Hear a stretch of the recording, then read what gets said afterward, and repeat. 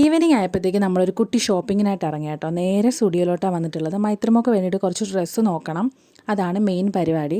ഞാൻ പൊതുവെ ഒരു സ്റ്റുഡിയോ ഫാൻ അല്ല. എനിക്ക് വേണ്ടി കാര്യമായി ഞാൻ ഇവിടുന്ന് ഒന്നും ഷോപ്പ് ചെയ്യാറില്ല. ഈ പ്രാവശ്യം എന്തായാലും കുട്ടികളുടെ കളക്ഷൻ അത്യാവശ്യം നല്ല രീതിയിലുണ്ടായിരുന്നു. പൊതുവെ വരുമ്പോൾ വളരെ ശോകമാണ് ഇവിടുത്തെ അവസ്ഥ.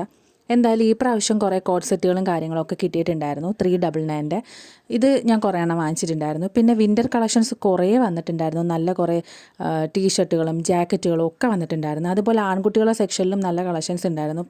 കാരണം അവിടുന്ന് നമ്മൾ ചില ടൈമിൽ മൈത്രിക്ക് ടീഷർട്ട്സൊക്കെ വാങ്ങിക്കാറുണ്ട്.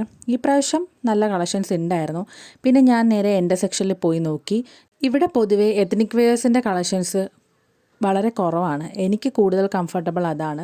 ഞാൻ എന്തായാലും കുറേ ഡ്രസ്സൊക്കെ വെച്ച് നോക്കിയിട്ടുണ്ടായിരുന്നു. പിന്നെ ഞാൻ തപ്പി നടന്നൊരു സാധനം എന്താ കിട്ടിയിട്ടുണ്ട്. ഈ ഒരു പാൻറ്റ് ലൂസ് ഫിറ്റിൻ്റെ ഭയങ്കര കംഫർട്ടബിൾ ആട്ടോ. എന്തായാലും ഞാൻ അതൊരെണ്ണം എടുത്തിട്ടുണ്ട്. ആദ്യമായിട്ടാണ് ഞാൻ സ്റ്റുഡിയോയിൽ നിന്ന് എനിക്ക് വേണ്ടി ഒരു സാധനം വാങ്ങിക്കുന്നത്. പിന്നെ കുറേ ചെരുപ്പുകളൊക്കെ ഉണ്ടായിരുന്നു. പിന്നെ ചെരുപ്പ് വേണ്ടാത്തതുകൊണ്ട് തന്നെ നോക്കിയതേ ഉള്ളൂ, എടുത്തില്ല. പിന്നെ അവിടുന്ന് കറങ്ങി തിരിഞ്ഞ് നേരെ നമ്മൾ മേളിൽ മെൻസിൻ്റെ സെക്ഷനിലോട്ട് വന്നു.